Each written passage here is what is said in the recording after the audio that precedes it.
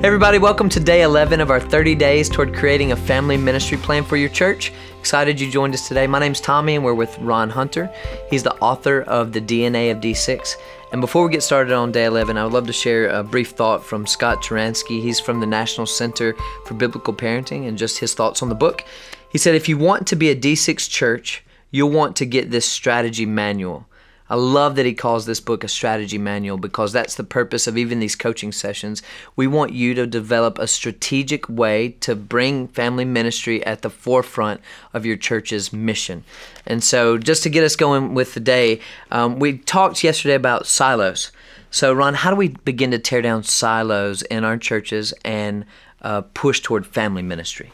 Yeah, to bring these silos, to tear down the silos or bring our ministries back to where they actually work together, comes from kind of this recording I heard when we travel on public transportation.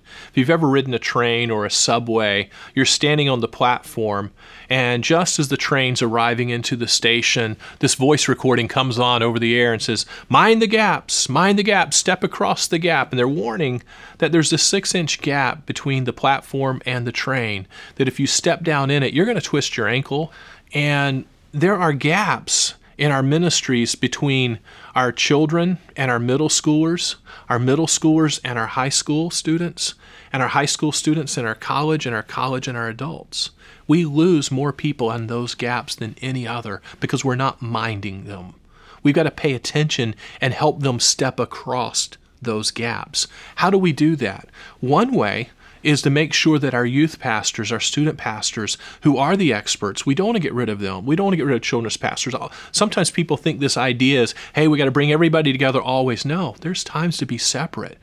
But our student pastors should bring the senior or the lead pastor back into the youth group at times, introduce him at various stages. And, they can swap roles briefly at different services for brief periods of time.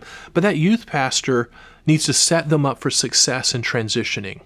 We don't want the youth group to be so cool, so incredible, that they do not ever want to join adult worship, or they leave our church and go find an adult worship very similar to what the youth group has been like. And as a result, then, we can mind those gaps by having intentional overlaps. And we care about each other and the transitions they make one to another. That's the biggest part. So, to mind the gap, ask, are we helping the next step, the next phase, and successfully launching them into the next age group? So it sounds like to me that our takeaway from what you're saying should be to mind the gap. So think about this. Where in your church ministries are you losing students? In all of the different ages between junior high and high school, between high school and college? Is it somewhere in the elementary ages? So evaluate, where are we losing students and why? Why are we losing them, and what are we supposed to do so that we mind the gap?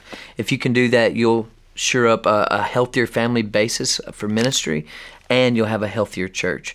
So begin thinking on that, and then also visit us at d6family.com/DNA for the opportunity to purchase the book, The DNA of D6, but also to sign up for these coaching sessions to be delivered directly to your email. They'll go straight to your inbox. It's all free, and you can even check out the free assessment for ministry leaders, volunteer teams to take to assess your church's role and how you're doing with family-based ministry. So thank you so much for joining us today. We'll see you again tomorrow.